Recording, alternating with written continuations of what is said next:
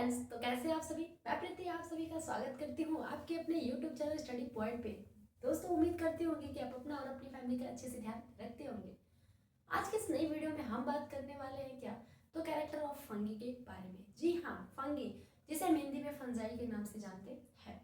ये क्या होता है ना, ये सड़े गले जगहों पे, या जैसे कि आप मशरूम जानते होंगे, मशरूम जो फंगी का एक बेस्ट एग्जाम्पल है। साथ ही साथ ईस्ट जानते होंगे। ईस्ट मतलब क्या होता है, फफूंदी होती है। तो इन सब के बारे में हम जानेंगे। फंजाई जो होता है हर एक गीले जगहों पे निकलने वाला या फिर गंदे जगहों पे, जैसे कि आपके कभी कभी गर्मियों में क्या होती है ना, रोटी वगैरह सब्जी खराब हो जाती है तो कई दिनों बाद उस पर व्हाइट व्हाइट आप देखते होंगे, तो वो उस पर ईस्ट यानी कि फंजाई लग जाता है। तो उन्हीं के बारे में आज हम बात करेंगे, ये एक्चुअली में होते क्या है। तो अगर आप इस चैनल पर नए आए हुए तो चैनल को सब्सक्राइब करके, वीडियो पसंद आएगी तो वीडियो को लाइक कीजिएगा। तो चलिए, सबसे पहला पॉइंट क्या लिखा गया कि फंगी आर यूकैरियोटिक। आपको आई होप कि आपको यूकैरियोटिक के बारे में पता होगा। नहीं पता होगा तो मैं बताती हूँ। एक प्रोकैरियोट्स होते हैं, एक यूकैरियोट्स होते हैं। यूकैरियोट जो होते हैं वेल डेवलप होते हैं, मतलब इसमें क्या होता है, हर एक सेल ऑर्गेनल प्रेजेंट होते हैं। ठीक है, ये मल्टी सेलुलर ऑर्गेनिज्म होते हैं।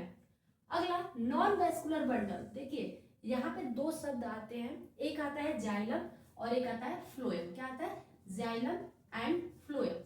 जाइलम एंड फ्लोएम का क्या काम है मैम, जाइलम का वर्क है जो वाटर में क्या ट्रांसपोर्ट कराता है, वाटर में ट्रांसपोर्ट कराता है, सॉरी प्लांट में क्या ट्रांसपोर्ट कराता है, तो वाटर एंड मिनरल ट्रांसपोर्टेशन में हेल्प करता है जाइलम। जो फ्लोएम होता है वो क्या काम करता है, फूड ट्रांसपोर्ट में हेल्प करता है।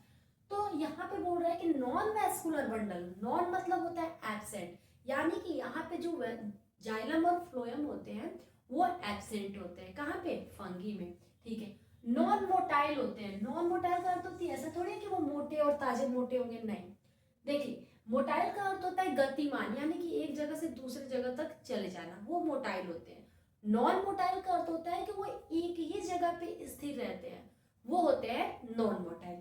तो क्या कह रहा है, fungi are eukaryotic, non vascular, non motile and heterotrophic organism.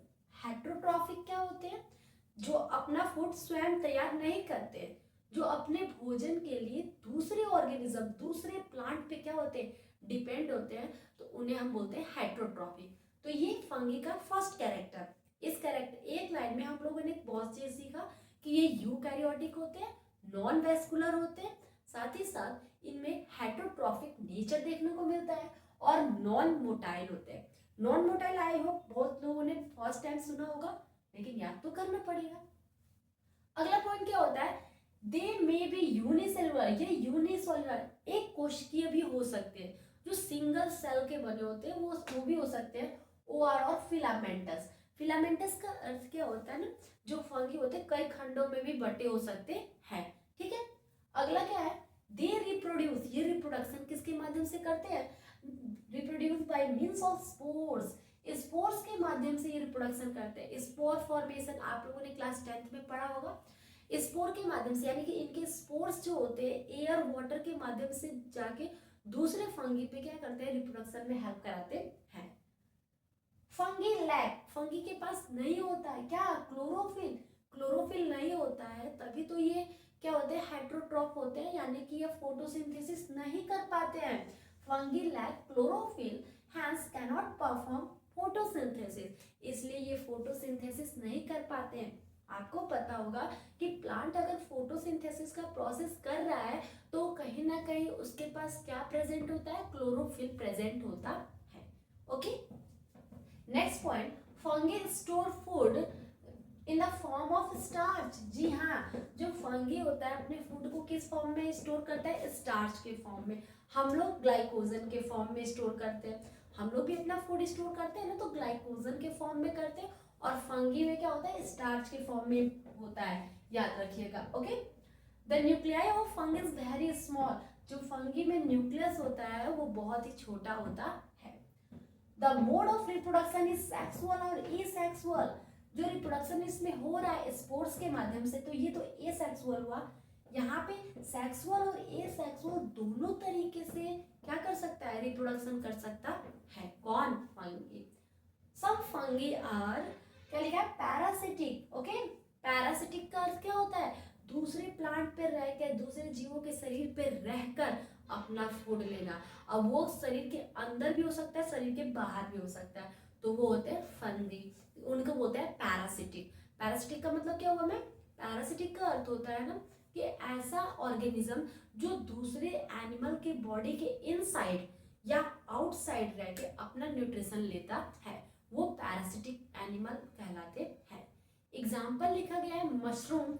जो आप देखते हो ना कि कभी भी गोबर या गीली लकड़ियों में मशरूम निकल जाते हैं, तो उन्हें नहीं खाना है क्योंकि वो जहरीले मशरूम होते हैं। मशरूम की खेती की जाती है और वहाँ वो मशरूम जो होते हैं आपके लिए खाने के योग्य होते हैं, तो उसे हम मशरूम जो होता है फंगी के कैटेगरी में रखते हैं। साथ ही साथ एक आता है ईस्ट। ईस्ट का यूज किया जाता है, ईस्ट का यूज किया जाता है बेकरी वाले में, बेकरी उद्योग में। मतलब जैसे कि ब्रेड बनाना, पावरोटी, ये सब चीजें बनाने में, क्या केक बनाने में ईस्ट का उपयोग किया जाता है। अगर मैं ईस्ट का साइंटिफिक नेम बताऊं तो सैक्रोमाइसिस सर्वाइसिस होता है। क्या होता है? सैक्रोमाइसिस सर्वाइसिस। एक बहुत इंपॉर्टेंट साइंटिफिक नेम है ईस्ट का। किसी भी एग्जाम में या आपके चैप्टर से रिलेटेड ही तो पूछा जा सकता है कि साइंटिफिक नेम ईस्ट का क्या होता है। मैं एक बार और रिपीट करती हूँ, सैक्रोमाइसिस सर्वाइसिस। ओके, तो ये हमारे छोटे से कैरेक्टर्स जो इम्पोर्टेंट है फंगी से रिलेटेड, फंगी यानी कि फंजाई से रिलेटेड। तो आई होप कि आपको फंगी के बारे में बहुत कुछ पता चला होगा।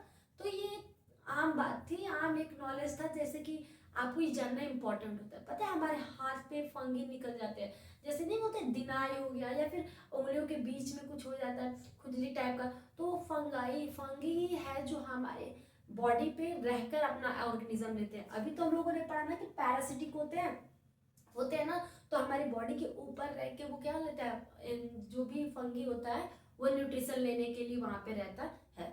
इसीलिए तो उसकी दवाई जो आप देखोगे ना, तो दवा जो आती है ना उस पर फंजाई किलर लिखा रहता है, तो वो हमारे हार्म को भी फंगी का इफेक्ट हो सकता है। तो ये थी एक छोटी सी प्यारी सी वीडियो। कैसी लगी आपको? वीडियो पसंद आएगी तो वीडियो को लाइक कीजिएगा, चैनल पर नए होंगे तो चैनल को सब्सक्राइब कीजिएगा। थैंक यू, मिलते हैं अपनी नेक्स्ट वीडियो के साथ।